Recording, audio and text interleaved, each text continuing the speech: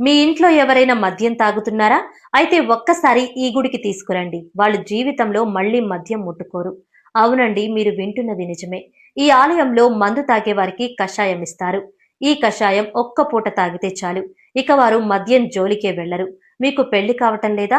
అయితే ఒకసారి ఈ ఆలయంలోకి వచ్చి ఇక్కడ ఏర్పాటు చేసిన ఇనుప గేటుకు తాళం తీసుకువచ్చి వేస్తే మీకు వెంటనే పెళ్లి అవుతుందట.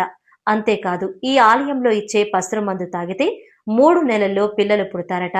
ఇది కర్ణాటక రాష్ట్రం కోలార్ జిల్లాలో వీకోట నుంచి 14 కిలోమీటర్ల దూరంలో ఉన్న ఇవరాహళ్లి అనే గ్రామంలో ఉంది.